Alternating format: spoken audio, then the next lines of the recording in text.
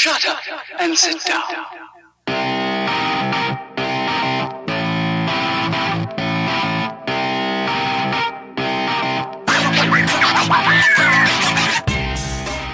Welcome to the Takeover Tuesday podcast. I'm David Allen, and we're back with part 2 of our interview with copywriter Mark Pescetti. So let's just dive right back in. That's the name of the game. And right you there. get to, when a client challenges you, you get to say, well, do you understand really what's going on here underneath the hood? I mean, I don't want to be a condescending prick, but let me deconstruct it for you. Right. Let's. And by the way, when I say I don't want to be something, I'm just giving myself permission to be that. Yeah, isn't that funny how we always, I was just going to mention that. It's funny how we always, say, I don't mean to be an asshole, and then you proceed to be an asshole. Yeah, exactly. My father, he was a Sicilian prick. He was a low-level mob guy. My grandfather, he was brilliant, invented time release. My grandfather invented the time release method. First product to have the time release method was Contact and Geritol. So, brilliant man. And then there was my father. It's just like, what the fuck happened to you? And I actually know what happened to him. He was a fighter pilot in Korea, killed a lot of people, just fucked them up. But he ran numbers in the mob. He was a low-level mob guy. But he would always, when he was going to take a shot at you, he would kind of prick his mouth and he'd go, not for nothing. The moment he said not for nothing, you knew that you were about to get pummeled. Yeah. Well, let's jump into. You gave one of your earlier criteria for working with clientele, being that they have some serious money to spend on advertising. When you're vetting clients that come to you, potential clients, what other processes, what other criteria do you use to sort these people out from the people you want to work with? Well, first of all, I'm always listening to them as people. I want to like you. Right. I want to enjoy having you in my life because we're going to work together pretty closely, and I want to enjoy my life. I want to feel good about what I'm doing. I want to perform well for you. I want to hit the ball out of the park. If I don't like you, that creates resistance. And what was resistance again? Oh, writer's block. Yeah. So if you knowingly enter a relationship where there's all these different points of resistance, then you need to acknowledge that you're an idiot and you're walking into a relationship that is sabotage from the beginning. Can you overcome that? Yeah. If you need the money and you just got to do what you got to do, then be aware of it and learn how to make the most of it. Again, that's why I say develop a relationship with your client. Create that rapport because that matters. When you start getting into, difficult, challenging times in terms of deciding moving forward in a certain direction or really believing that what you're doing could work, you're going to need that relationship to fall back on. And if you fail, you're going to need that credibility, that relationship, that credibility in that relationship in order to recover and move forward. So that relationship has to be there. That ease and resonance has to be there. If you're feeling overwhelmed, if you're not feeling heard, if you're feeling intimidated, if you're not following, it's not a good fit, and that's okay. It's okay to not get along with somebody. It's okay not to like somebody. It's okay to listen to them and think they're amazing, but not feel like you're the right one for them. All of those things are okay, and the more that we're aware of that, and the more that we acknowledge that when we work with people, the better it will be. Instead of somebody called me, they have money, I'm going to try to close it. Get away from thinking that. Just because somebody reaches out to you and you have an extremely solid system of vetting people out so that you only are getting people who would be genuine clients doesn't mean that they're going to be your client.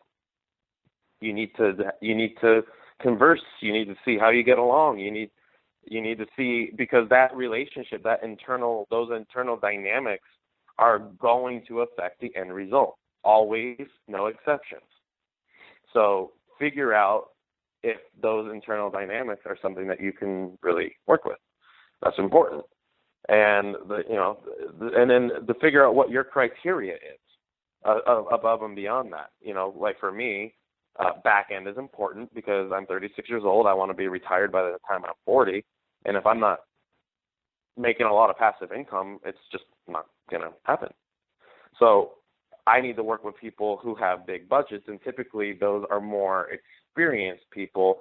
And so when you work with experienced entrepreneurs, experienced digital marketers, you're walking into a playing field, the major leagues, where everybody's got a big ego, because when everybody's made good money doing what they do, they think they're right. And you need to figure out if you can engage in that. If you got, it's not even, I guess, about having thick enough skin. It's about feeling comfortable to let your genius shine in the midst of other people letting their genius shine.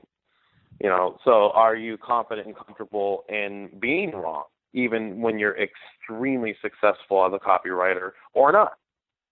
Those are all questions that are, and this may be totally a different answer than you were maybe thinking, but I focus on dynamics much more than anything else. And then, obviously the product, the service, it needs to be legit. There needs to be a hungry marketplace. You need to be able to see a path of least resistance, that it actually makes sense, that it could work. And look around at what is working and get a sense of the emotion the other copywriters that created control went after, and how confident you are in being able to empathize and really connect with the subject matter and get into it, put yourself firmly into the shoes of the people that you want to help, and be able to focus on that much more than trying to impress the shit out of the person who hired you. It's like, if you have that, because if you're distracted by trying to impress somebody, well, that's writer's block. So, it really is important to be really honest with yourself, and also realize that if you need the money, the worst thing that you will ever do is take on a project that is going to be sabotaged from the beginning. Because that, our confidence, our mindset as copywriters, we need to protect and nurture that shit like our lives depend on it, because they do. A lot of copywriters don't realize that. And with this influx, this inundation of new copywriters all swiping, all showing up like they're the fucking shit, like a fucking guru. It's like, it's easy to have a guru complex these days, because you have a phone, you can point it at yourself, and you can talk. and I'm serious. And so there's a lot of people with guru complexes, and I have to keep mine in check. I won't lie. But I don't talk, and I don't do talking head stuff and post it on Facebook unless I actually have something to say, and I always do it in one take. I don't try to make it perfect. I don't try to position myself as a guru. I just, here's what I'm processing right now, and I'm going to talk about it. I stay away from deconstructing my client experiences and project experiences, which I could probably get a lot of new clientele out of that if I did, because it's just like the project I'm working on right now, it's fascinating. It's absolutely fascinating. The internal dynamics, the marketplace, the tone in the marketplace, it's just ripe for something totally new to take over, and yet I'm getting a lot of resistance because they don't want me to do that. So I had to do both. I had to, compromise, and I was like, all right, I'm going to do what you want. I'm going to do what I want. We're covering a lot of different bases, in terms of positioning, in terms of tone, in terms of the USP, in terms of the hook, in terms of the language. It's just like tone in general. It's just positioning of the product developer, the story, the discovery story. Like, all of those things are radically different. The stories that we use, the customer testimonial type stories, we have access to this palette of all this content because it's such a legit solution, and we have all this footage, and it's just like there's so many ingredients, and as a copywriter, you're a chef, you're on Chopped, you've got your basket of mystery ingredients. You got to figure out how to put that shit together in a way that's going to be an impressive meal. And when I say impressive meal, I mean something that converts. And so when you look at your ingredients, there's a multitude of ways to piece those things together. And it is important to have all of your ingredients too. When you're vetting out potential clients, make sure that, you know, they show up, because you can commit to, you know, a deadline and getting shit done and you know, having something to test inside of, let's say, 2 weeks. But if you're not supplied with everything that you need, if your basket of mystery ingredients is, and the pantry is not complete, then you're not going to be able to produce something that is going to work. You know, and also vet out, you know, for your personal preference. If you're comfortable swiping, I'm not going to knock you. Fine, do that. If you want to follow somebody else's formula, like a John Benson, and you want to pimp yourself out in that way, fine, do that. But just make sure that you understand what kind of relationship you're walking into, and that you really believe you can perform well in that situation, because that is going to determine the success of a campaign much more than just your writing. And I don't know if that's fully acknowledged. What do you think? No, I think you're right about that. I do think that there are a lot of different circumstances, of course, that people find themselves in because, well, they need the money, of course, is a big one, especially when you're starting out. You're trying to make a name for yourself. You're trying to break into the copywriting arena, if you will, arena of death. Then you probably take on some of these things that you're trying to make people happy. You're trying to be a people pleaser instead of doing perhaps what may be the best solution for the product, for getting into the market. Exactly. I actually have a statement, and I'll say it to my client, or to the potential client. It's not my job to appease you. It's my job to appeal to your audience. And I make that distinction because more times than not, they're very different things. You know, because people have preconceptions, misconceptions on what will or won't work, and also to be clear on that, you know, if somebody wants you to pattern after something, and that is a big part of the criteria of working together, you know, make sure that you're comfortable doing that, that you're basically put into a position of neutering your own expertise, right? And being an employee that is a hired hand to fulfill a specific agenda. You know, if you're comfortable doing that, fine, no problem. But just be clear that that's what you're walking into. Don't walk into a situation thinking that you have freedom to hang yourself and realizing that you're just going to have to do it the way they want you to do it. Otherwise, everything else you do is going to be wrong. And that's what happens. When you know, people want something specific from you, or think that they just assume that you're going to swipe and try to build off of it. If you don't do that, and even if what you produce is going to be amazing and convert 10 times better than what they're trying to get you to do, just realize you're going to get resistance no matter what, no matter how good it is, no matter how much it could potentially convert, you're going to get resistance. Yep. So be clear about, again, the dynamics that you're walking into. Because if you are writing something that could convert, but they want you to conform it to something that is converting, then you need to be aware of that, and because it's going to affect your work, it's going to affect your reputation. And by the way, this is just kind of a bigger picture thought, but I really believe that the business model of copywriters, of freelance copywriters, needs to dramatically change, and the industry needs to be conformed a little bit more to focusing on allowing copywriters the ability to miss and stay with a project instead of just having one swing of the bat, which is why profit sharing, having equity in net profits, is so important for both the business owner and the copywriter. Because if a copywriter gets hired, let's say you get, you know, $15,000 to write a VSL script, and it bombs, that's it. You're done. It's a bomb in your portfolio, and they just wasted $15,000. But if they give you $15,000 plus 2% or 5% or 10%, you know, depending on what their advertising budget is and what you can negotiate, that that back end percentage is going to keep you in the game, which is another reason why you want to work with people who have big advertising budgets. Because once you do succeed, everybody's going to make a lot of money.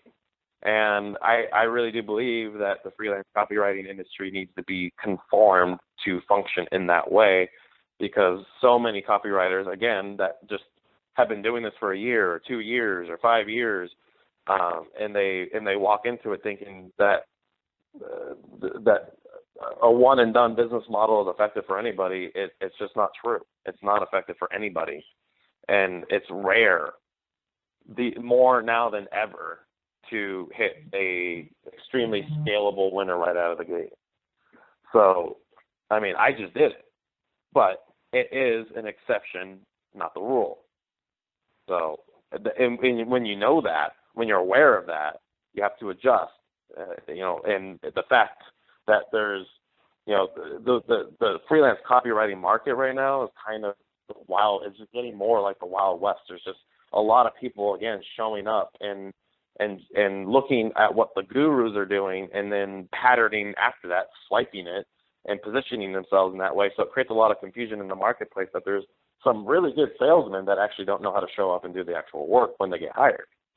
So, or, know how to lead a project. That's a good copywriter is a project manager, is an entrepreneur who knows how to build businesses. Right. Not just somebody who's like, yeah, it sounds like a good idea. Let's go with it. That's, it's like copywriters are visionary entrepreneurs, and we're strategists.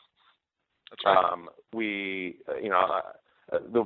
When people ask me what I do for a living, I say I masturbate people's emotions, and that's the reality of what it is. I masturbate people's emotions, and it's true. Yeah, it is. I mean, I'm jacking people off. I'm fingering women. I'm pumping the hell out of guys' cocks all the time in my copy. Right. And again, that's dopamine. That's the pleasure center in our brain.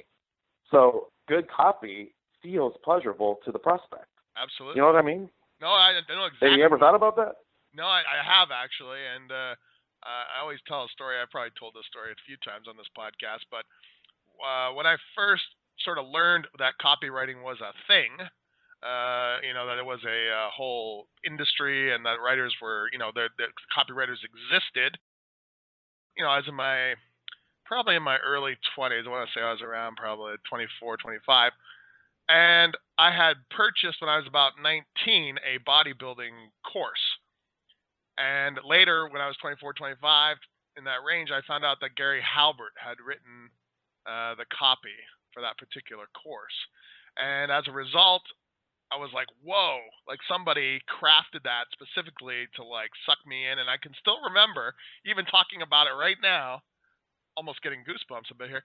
I can still remember waiting for that package to arrive and looking over the sales material and the bullet points and stuff and thinking like, this is going to be in there. This is going to be, it's going to tell me this one thing never to do when you go into a gym or whatever, and I still remember that visceral, emotional, feeling of like, my God, I can't wait for this fucking shit to get here.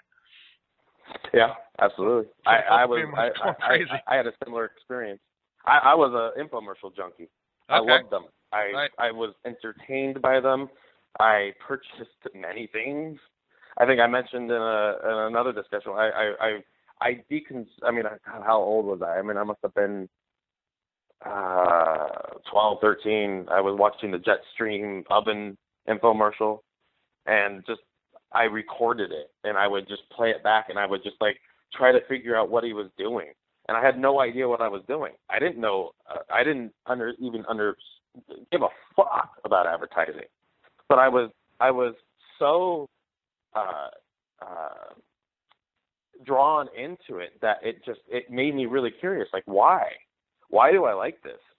And then I bought the product. I bought the Jetstream oven. I bought all the expansion rings. And I used that thing forever. I loved it until I finally broke it. It made me so sad.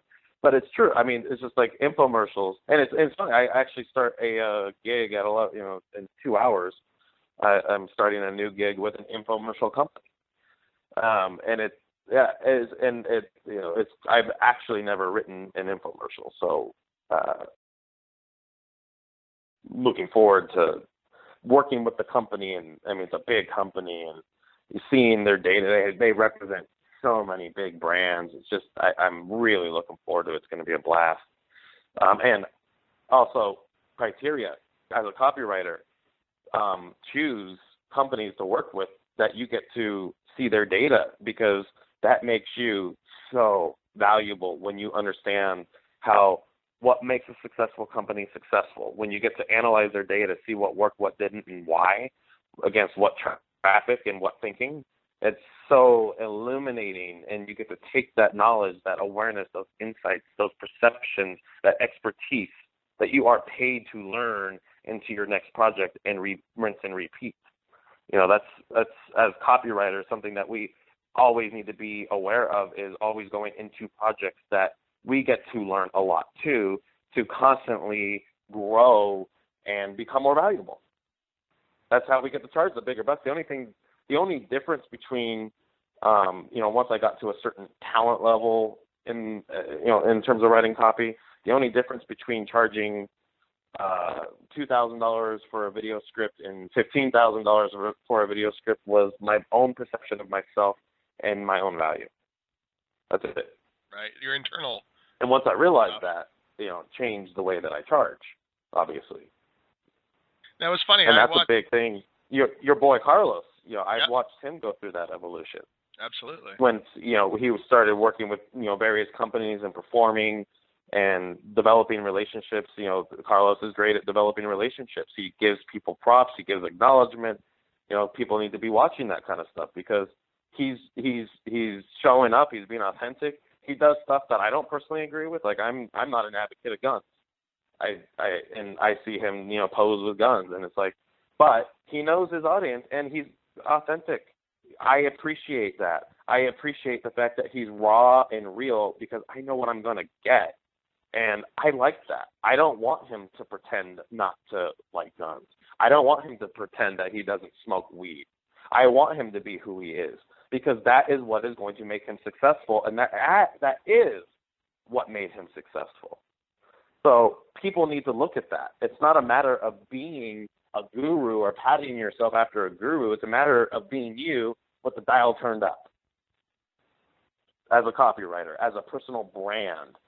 If you want to attract clientele, you don't just have to do it by being oh, dude, I just fucking killed it. I'm converting that 2.1% on cold. It's like, okay, great. That's it, and that's important. That's great. But on a daily basis, show how you live this stuff. For me, I focus a lot on mindset, because mindset is what brought me to the dance. That's my shtick. Carlos has a different shtick. You have a different shtick. We're all different flavors. We're all going to have different rapport with different potential clients. That's why we, sometimes a client will come to me, and sometimes a client will come to you, and sometimes the client will come to Carlos. And it's not like I'm better, or you're better, or he's better and I'm worse, or whatever. It's just oftentimes comes down to rapport, how we put ourselves out there, how we connect. Again, you can't sell until you connect. Yeah. And so how we are going to connect as three different individuals with the same client is going to be different. And so a client and a copywriter are going to end up working together. Like the one of the projects I'm working on right now, I beat out I think it was like 61 copywriters. And a couple of them are maybe more qualified than me. I'm going to beat the fuck out of it. I'm gonna beat this. I'm gonna win. But it does come down to rapport. It comes down to how you show up and how you connect, and how confident and clear you are in what you want and what you bring to a client. So no, it's true. It's true. If you connect with different people, like I've always thought of you, and when I first talked to you about coming on the show and watching your videos, and just being, seeing you post stuff, whatever you did, have a certain, which is why I wanted you on the show. You have a different approach than I take, than Carlos takes, and you are almost like a Zen master of copywriting. You have a mindset. That's what's made a huge difference in your career, is your mindset stuff. That's what you're focusing on. And I think that's important. Psychology has always been something that's really motivated me to do anything.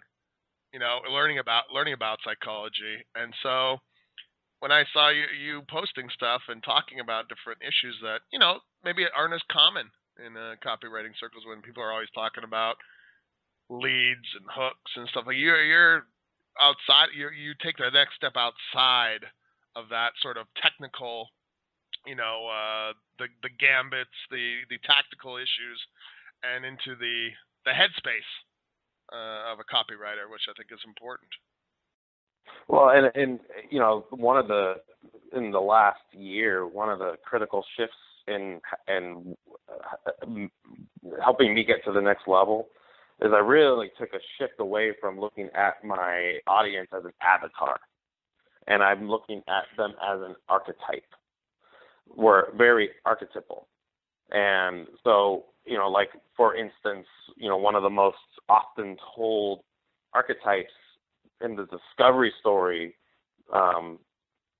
elements in copy is the hero's journey.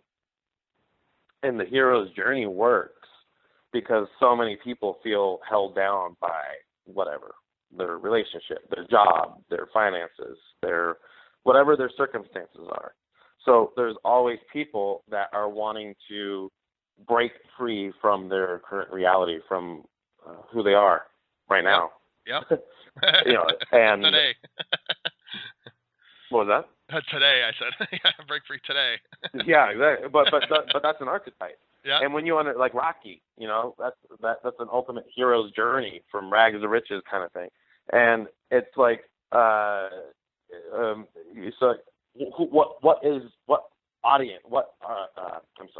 what archetype is your audience?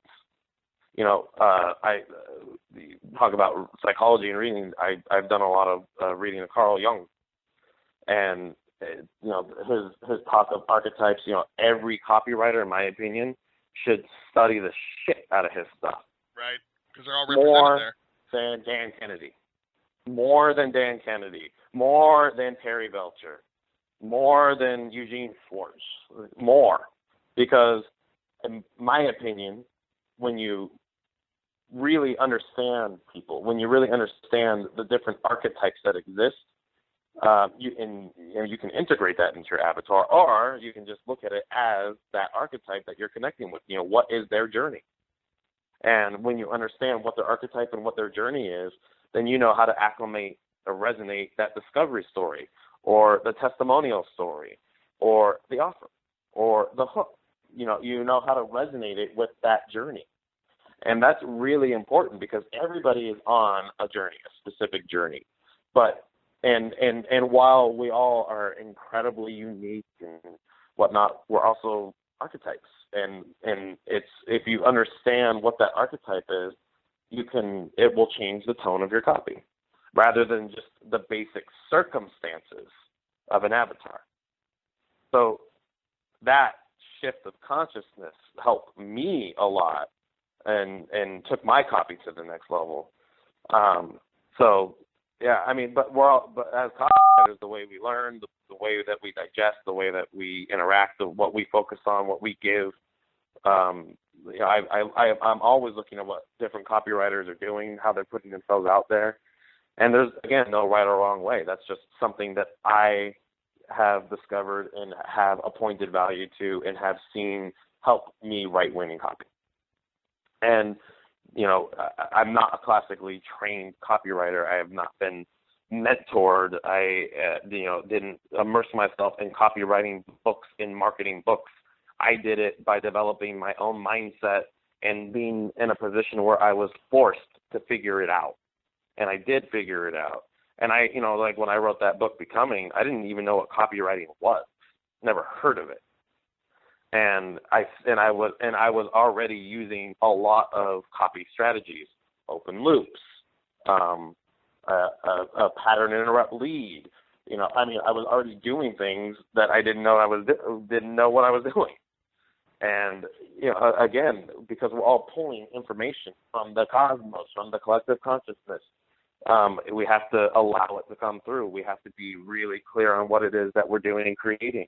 But once we are and we get into that zone, that groove, It's easy to produce. It's easy to create rapport and strong relationships that are going to be a foundation for sustainable, scalable profitability. And at the end of the day, our jobs as copywriters is to create scalable profitability. I mean, that's why we do what we do. We have to convert at a certain level for money to be put into it, so this much money can come out of it. That's what we got to do. So how do you create scalable profitability? That's a very good tip, I think. Study your archetypes. Yeah, I think that's a great day. Study your archetypes. Study people. Study different ways of breaking down psychology, emotion. It's not, don't just get it from copy books, because a lot of the copywriting books that are out there are very linear in the sense that they're mostly based on doing this and getting that result. But there's a lot of timeless information out there. Before all of this copywriting stuff came about, this has been a constant in humanity. Naturally, copy.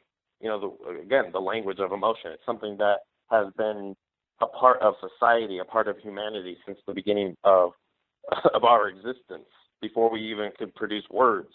So why? Why has that component always been there? Why has that salesmanship always been there? And why has it been effective throughout the ages? What timeless information can we tap into? And one thing, that I will say, and also I feel is important, is, there are certain assumptions that we're making, like it's not your fault. Sometimes it really is, and sometimes you need to be authentic, and you need to know when to challenge prospects, or when to put information in front of prospects in a way that isn't just going to get them nodding yes. There's so many ways to agitate and connect with people, and it's not always stroking them. It's not always making them feel like it's okay, it's not your fault. Sometimes they need to have a little bit of a jolt, and it doesn't need to be accusatory.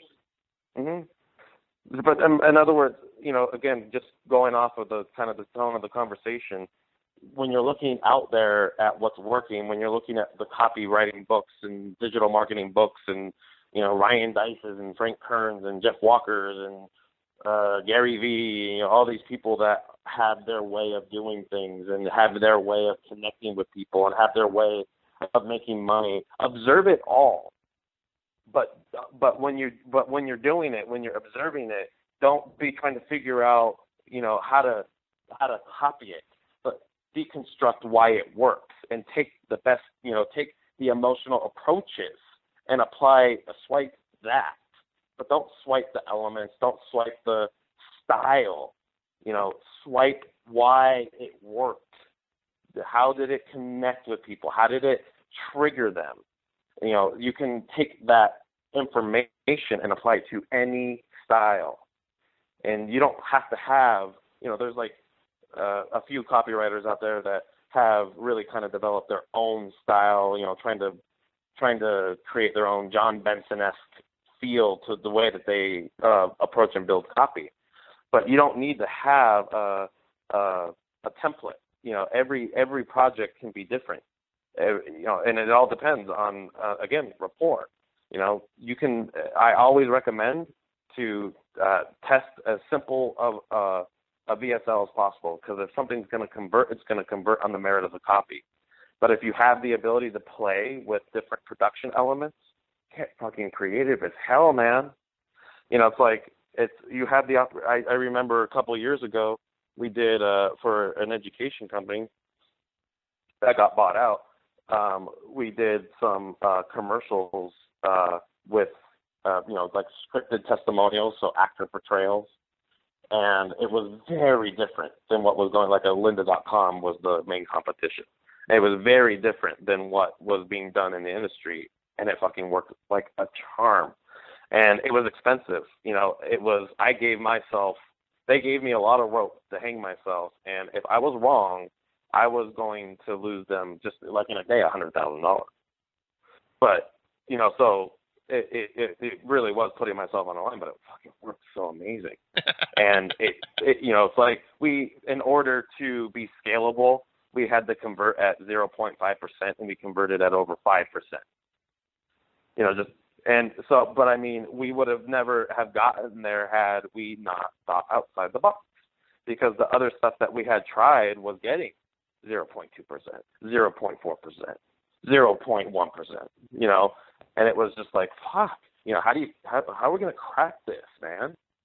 And yeah, you really need to just give yourself the permission to think outside the box. Look at what's working, swipe the mechanism, swipe the deconstructed emotion that you've isolated, swipe that.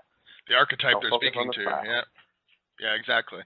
No, that's great, man. That sounds like wow. I mean, this conversation has been very heavy with important nuggets. You've really hit it out of the park, so to speak. We gave you a rope, and you hit it out of the park. So. Oh man, my neck hurts.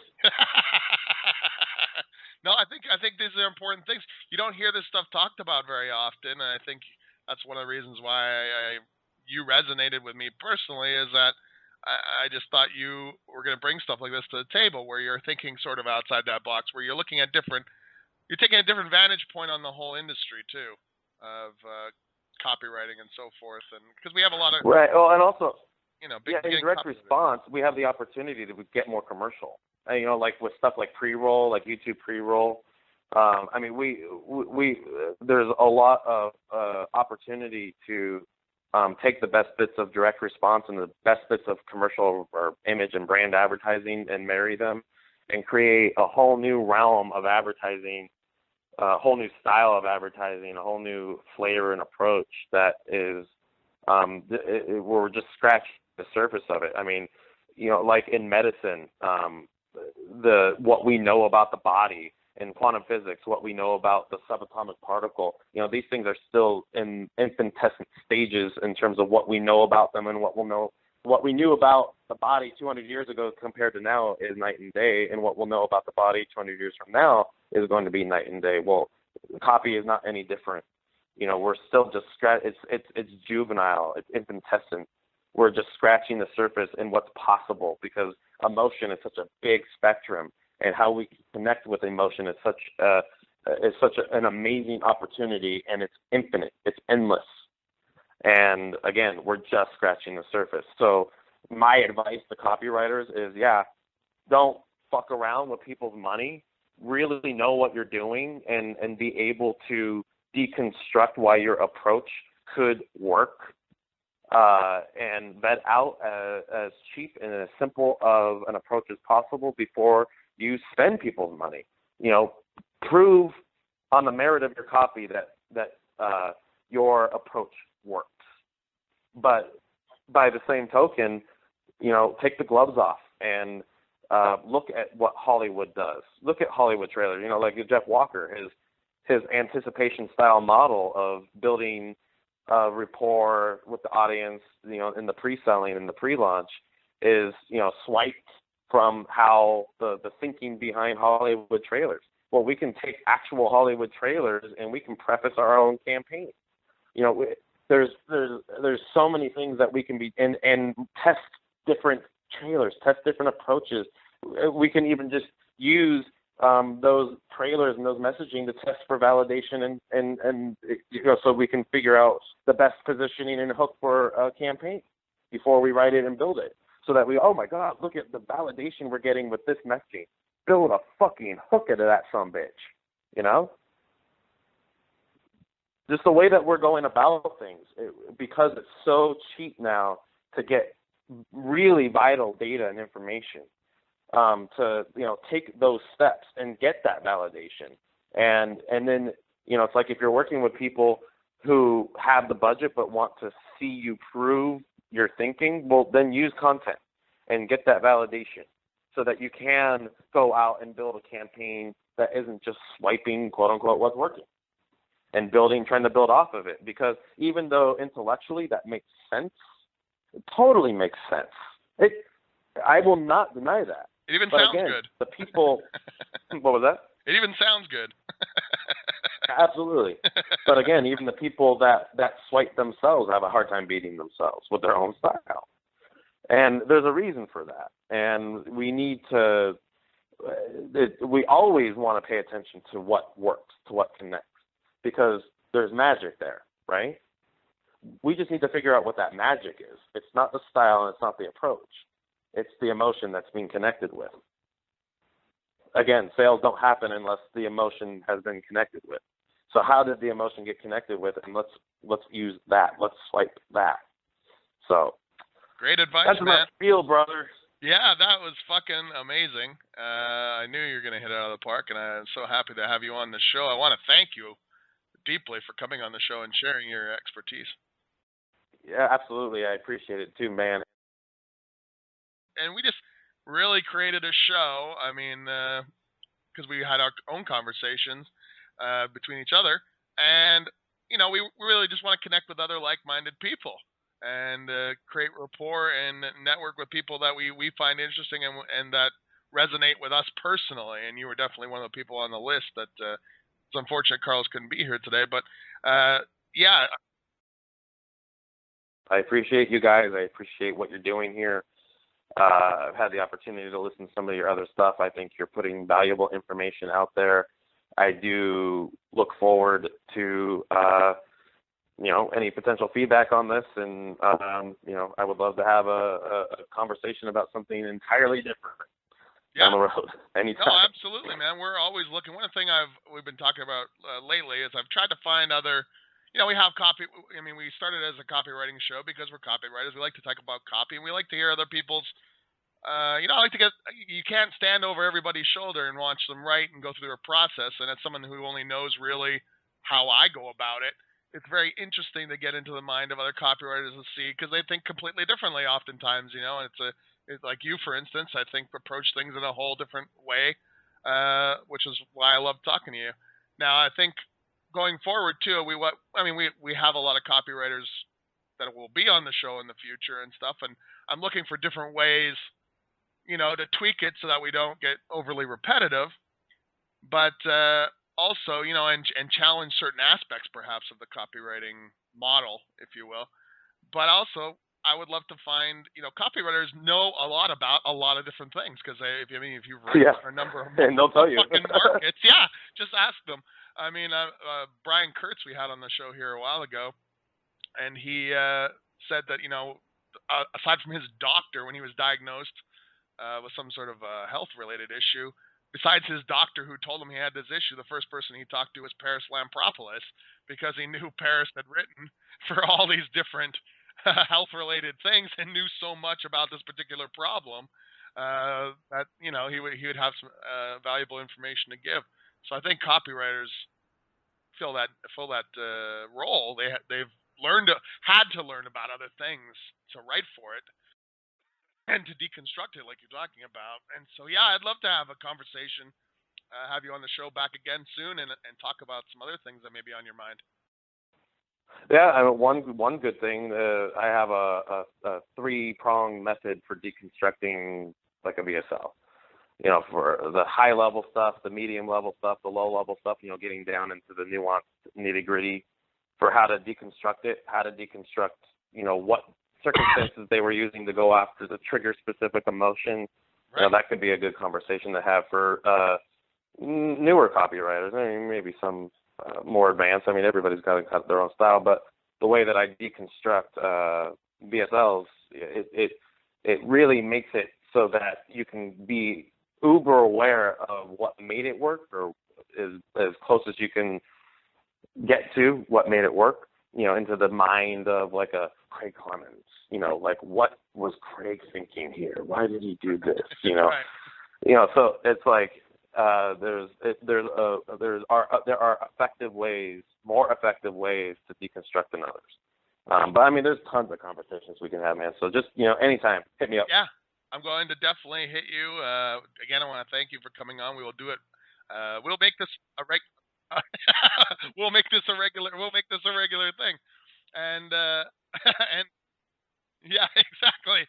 I also like to thank Ben Sound at bensound.com, who graciously allows us to use his intro and outro music by putting it for free and royalty free on his website. So thank you to you, Mark, and to everyone involved. And hopefully Carlos will be able to join us in the next conversation. And that's it for today. We'll be back next week. I don't know who the hell we have, but I'm sure you'll find out when we get there. Thank you, David, and thank you, Carlos. You guys are awesome.